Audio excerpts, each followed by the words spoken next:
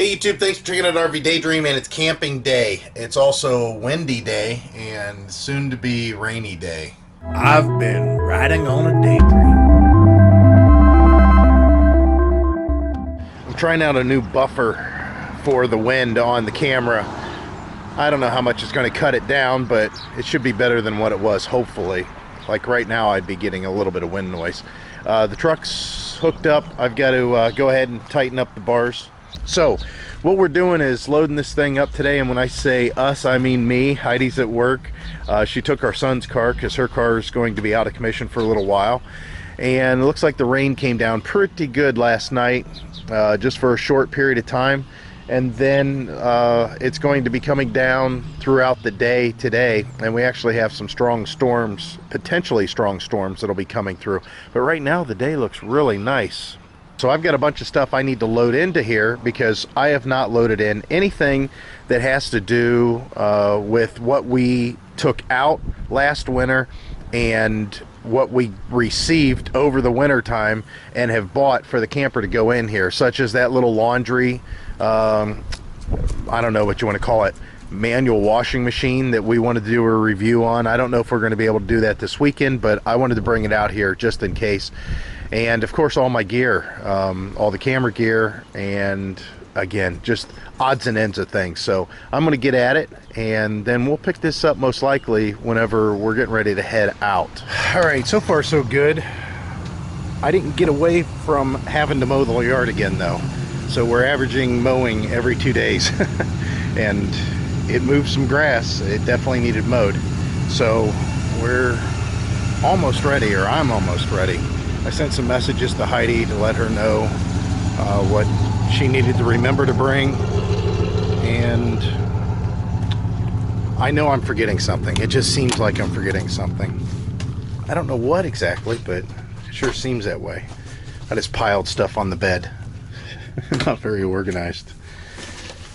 And hopefully this stuff stays here till we get to where we're going. And again, I mean me. It sure is nice that we're to this point though. I want to make sure I'm not forgetting anything in here. The water heater's on. I don't know why that would be. Doesn't make a difference. That's the electric part. Yeah, it seems like that I'm forgetting something. Everything's down. Nothing's going to fall. Not sure what I'm thinking. So we'll go ahead and lock this thing up and do a once walk around. Now I don't know how you guys feel about it, but I know that I lock both these doors. Reason being is this thing flexes and moves so much whenever you drive down the road that the one lock may not do it. It may want to come loose, so I lock them both. All right, so we're heading out. We're going to West Branch, just like I said, and hopefully there's no issues getting there. The wind is very strong today, so the whole sway bar thing, that'll be something that always gets tested a little bit, even though I don't really get a lot of sway with this. I did have an issue early with this truck, but after I replaced all the sway bar bushings and stuff, pretty much at that point, everything straightened up.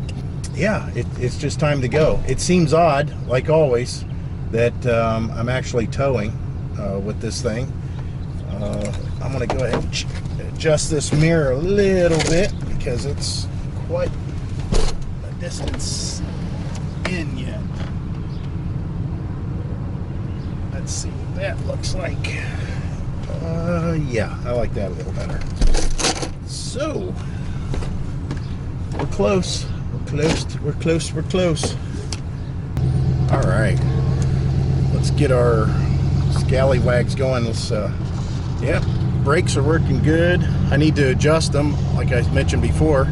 And I always do this. I always drag the RV's brakes when I'm leaving.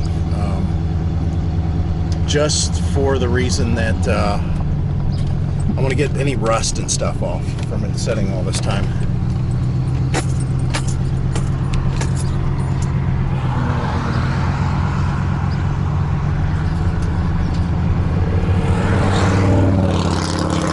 At the traffic light.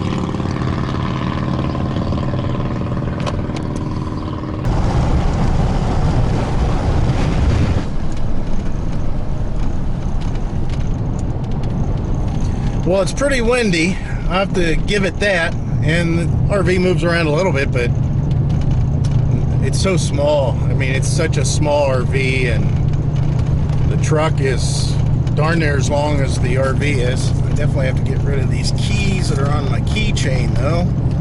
The extra keys. They like to rattle. So does the bottle on the water holder. Go to these little railroad tracks. And not so bad. It's kind of nice. This campground is close enough to us that it's not much of a drive at all, and it's close. So not only is it close to us, but it's also close to Heidi's work. She can get to home about the exact same speed as which she can get to work. 3/4 of a mile. Turn left on Ohio 14. So it makes it the smart choice for us to go out and just get out, you know, to get away from the house. And it's funny, the more I think about it, whenever people say that we watch on YouTube, RVers that say, you know, the campground was kind of noisy, there were trucks, you know, this and that, Walmart, trains, whatever. We are kind of immune to that stuff because we live so close to that state route, and trucks are always going by. There's always traffic, you know, during the day. So we just got used to the noise. So whenever we come out to a campground, so when we come out to any campground for that matter, it's funny because it seems like it's extremely quiet to us, even though other people may think it's kind of noisy. Just because of what I just mentioned. We live in a noisy house. So let's see what this thing will do, if it's still got some power to go. And here we go, to the floor. First gear, 35 miles an hour. Second gear, come on.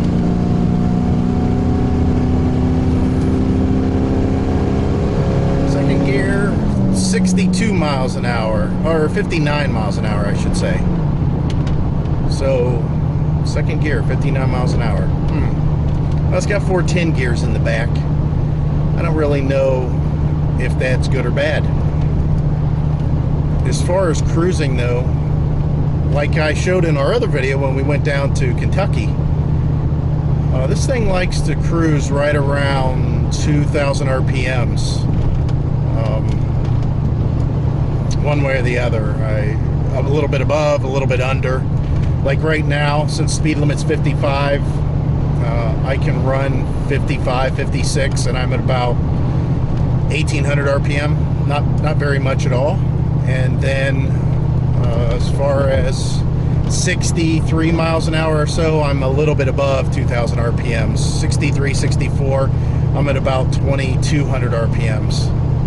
And peak horsepower on this, I think, happens right around 2,300, 2,200 RPM, where it makes its peak torque of 400 pound-feet. So out on the highway, and I'm doing, you know, 70 miles an hour, I'm a little bit above my peak torque range, and I'm also using up a ton of gas when I do that. I'll tell you that right now. But yeah, it's turned out to be a nice day, but I can see that the clouds are starting to form, and we're starting to get the appearance of a storm.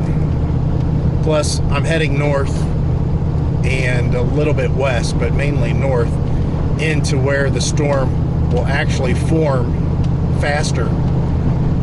So we'll see what happens. Last time we were out here, I remember being caught in a storm that was pretty decent. I'll put that footage in here.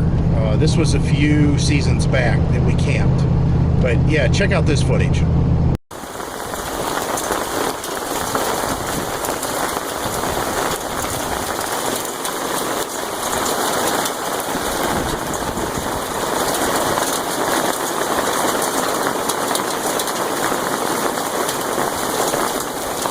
Well, we got ice. Yeah. I hate to be in a boat right now.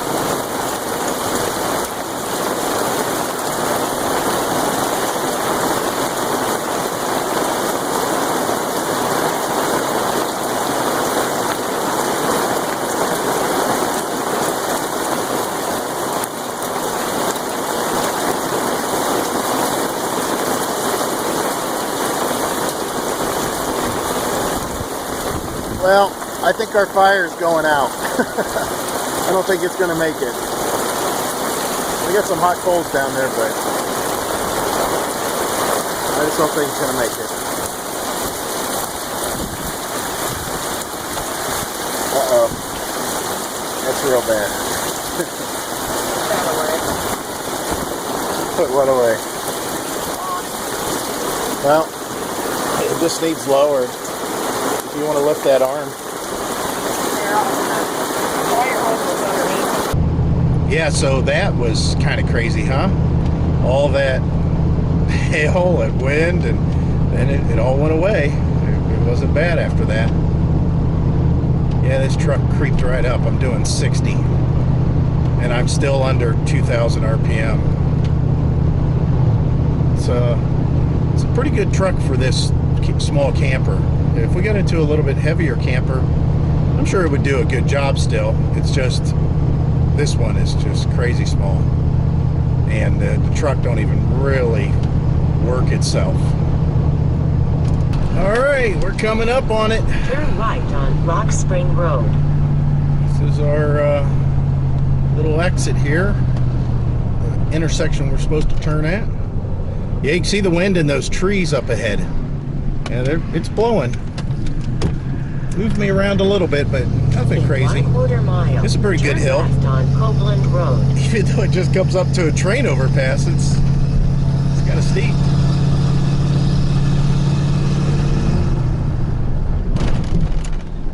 Now, if you guys don't know, West Branch is a horse park too. So they have campsites that if you have horses, you can stay with your horses, obviously, and ride them. There's places to ride. I don't know how much it wants to, I don't know how much they want for that. I think it's the same cost as if you're doing regular camping, which the camping seems to be a little bit more expensive this year. I might be wrong. Arrive at West Branch State Park on the left. It's like $36 or something like that for full service sites. But in defense of those prices, these campgrounds are taken well care of. Ohio State parks, for the most part, are pretty good. I've never really had one that seemed horrible. They all seem pretty good. They really do. At least the ones we've gone to, which, oh, I don't know. You can count them on both hands, I guess. But still, it's something that if you're thinking about coming to Ohio and doing a full hookup, you can do all these little campgrounds that's available. But it's hard to tell, you know, what you're going to get with that. So you guys seen this before, the ones that have been watching us for a while. We've stayed into sites that are pulled through on the right here just a little ways, where that fifth wheel's currently sitting at. We were there. We were the next street over. We've camped there. And we've done this loop that we're going to now a few times.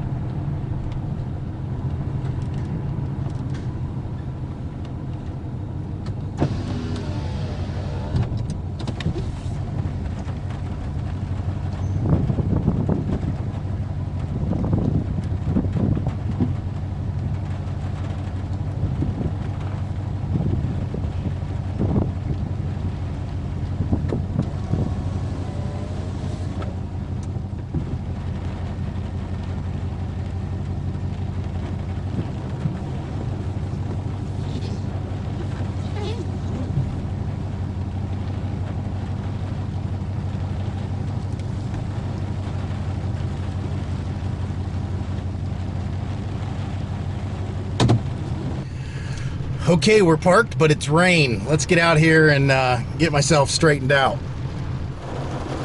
Yep, the rain let out, that's for sure. Well, we knew it was coming, so they were right. And you can see where we're at on the map here. How close it is to water. It's kind of nice. Let me get back up. Where are we sitting at? Oh, did I lose us? Yeah, I think I lost us. Let's back out a little bit. There we are. I wasn't too far away. There we are. You can see we're on this loop. Water all around us. I'll go ahead and back out a little bit more. And yeah, it's kind of nice. I mean, there's quite a bit of water, and it's kind of a nice kept area. Although it looks like it's going to be a mud hole. Looks like they got some mud over there. And we stayed at, not this site right here, that's the closest, but the next one, the one that's a little bit further down the road, just a ways. And that one we had to put straw down back then even. It's just one of those things. Now somehow my umbrella went missing out of my truck. It sucks. And an umbrella, I always keep here in the truck, and we've been fighting around it for the last few years. You know, every time it's in the way, I think I'm gonna take it out of here. Well, apparently I must have taken it out finally, so unfortunately, no umbrella. We're all hooked up. It's really windy today, and the storms look like they're still gonna come through. Very muddy. This is a muddy site. Might have to get some straw.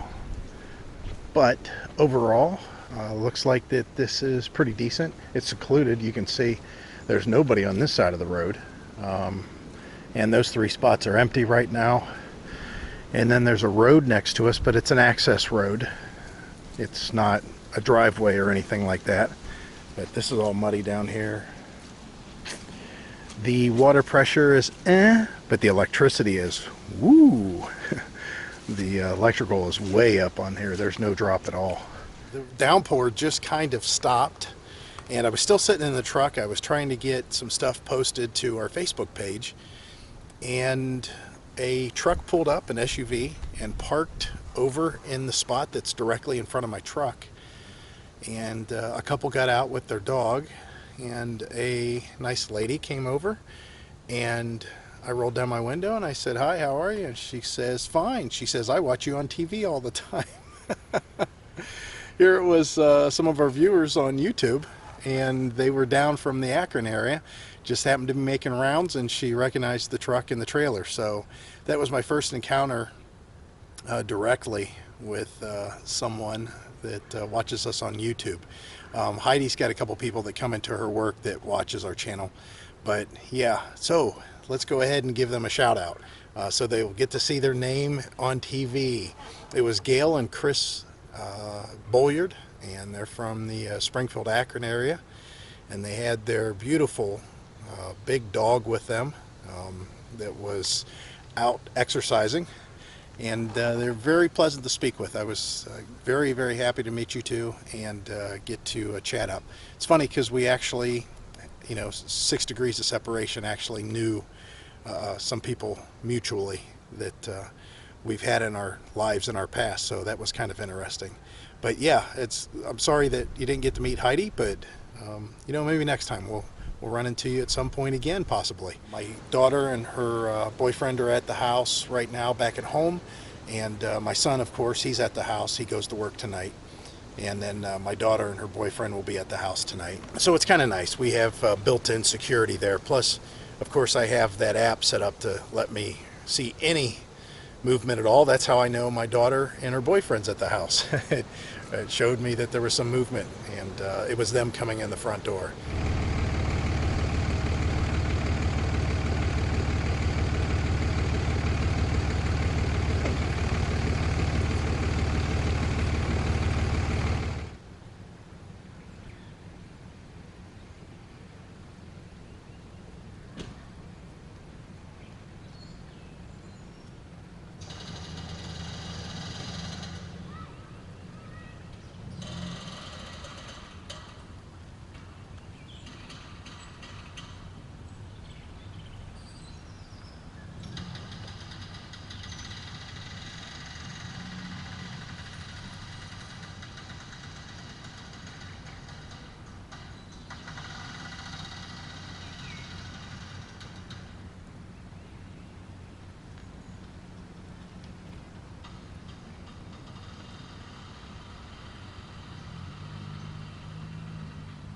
So I was hoping that that guy was going to try to back in there. First of all, not to, I'm making fun of anybody at all. I mean, I wanted to go over and tell him all that noise his weight distribution hitch is making is wrong.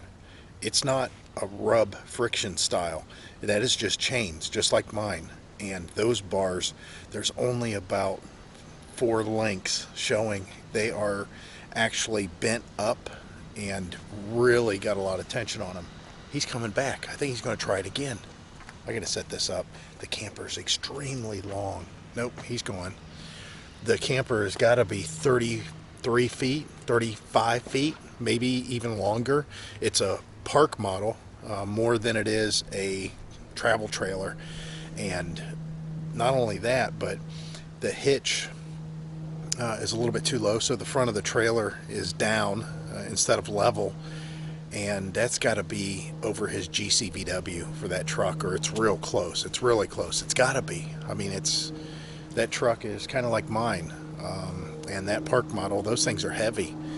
So he was attempting to put it in that little spot, which I shouldn't say little, it's a pretty decent spot, but this is the disadvantage of having big RVs, you know, big long travel trailers.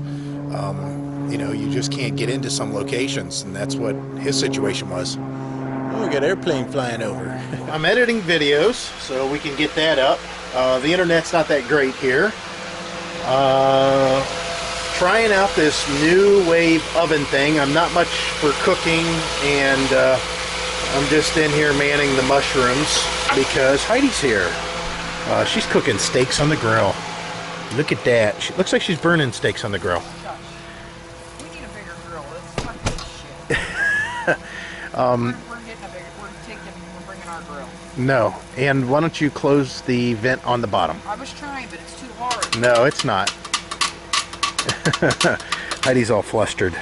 I need to put on shoes because it's all muddy. Everything's muddy here. Real crappy muddy. It's okay, so I got shoes on. So did you close that vent? Yeah. See, I told you you could do that. They smell like poop now. Why do you say that?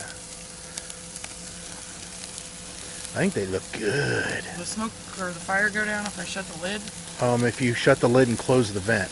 Okay, well it needs to calm down a little. Yeah, close that vent. It smells like garbage. Yeah, we need a bigger grill. Really? Yeah. Okay, open that up and let's see how much it's smothered it. Yeah. You're not supposed to take your hot charcoal and let it touch the sides of the grill, because it'll heat it up and make the ceramic break loose from the whole weld process. This is a Weber. It's a Jumbo Joe. I think there's enough room. Look, you got 2 steaks and all those chicken wings too. We're only 2 people. I know. That little fan is so noisy. That's whenever we were looking at RVs. That's why I was saying, you know, the ones that have refrigerators over here and, you know, has the furnace here and has, you know, maybe a vent like that. It's just noisy when you're underneath the awning. But in our case, we just have that fan. That's it, just the fan. The nice thing is, this is the first time that we've been camping that it's been warm enough for t-shirts, and the ground is soaking wet, and there is not a single mosquito out anywhere. That'll change in a month. Yeah, in a month's time we'll be swatting mosquitoes, but there's no mosquitoes in here at all. Maybe not so much if we don't go to lock 30. Yeah, lock 30 was pretty bad, and I don't know if that was just a one-time incident or what, but that was pretty bad. The other thing you could have done was get a spray bottle for water. Yeah, well, we don't have one of those either. Yeah, you put Windex in there. Hey, this chicken's on top of the other one. I know. You're trying to make them multiply? No. I was gonna say, because that don't work. Those are wings. All right, I got to go back in and edit. Oh, I forgot. I got mushrooms cooking. I'm You not have here. one responsibility. Not here shooting video. Oh, it's still doing okay. Oh, they're actually good. I brought my muddy shoes in by accident. Oh, it's not so bad.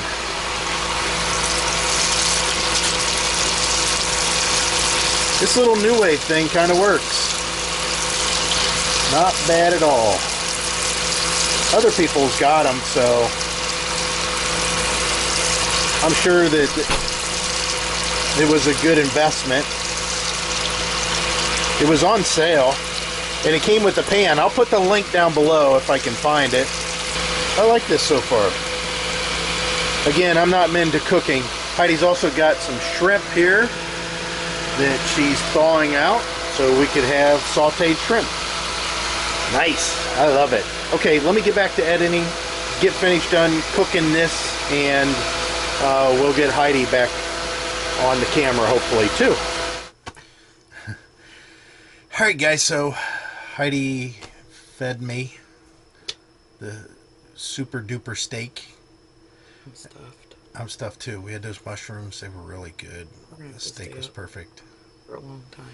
Yeah, we don't like to eat and go to bed. It's hard on the digestive system to where you not necessarily sleep very well. The steaks were extremely good, but I told Heidi they weren't $8 a piece good. I didn't know she paid that much for them. We're not usually big spenders when it comes to that kind of stuff. We look to find what's on sale, but the steak was good. I kept on commenting on it, and then she told me the price. And I wanted to try to get my money back. But yeah, that, or her money back. I didn't buy them. It's today's events. I'm going to close this out. The video's gone really long. I'm in the tail end of editing it, and hopefully I can get a good enough signal that we can get this thing uploaded, so you guys will have it, and we'll do it on a daily type thing. I will have to say, whenever Gail and Chris was here, he checked his phone, and he has Verizon, and he only had 3G. We have T-Mobile, and we do have 4G here, and the best we can do is about 4 bars if we're standing just outside the RV. But inside, it's a little bit less. So I got to figure out how to make that happen so we can get these things up for you. But yeah, we'll see what happens tomorrow. It's going to be a little bit cooler tomorrow, and no rain in the forecast from what I can tell. Great. We'll get the awning out. It'll rain here. Maybe. It has in the past, like you seen earlier in the video. All right, guys, that's it. And as always, we hope to see you out there. Bye. Bye.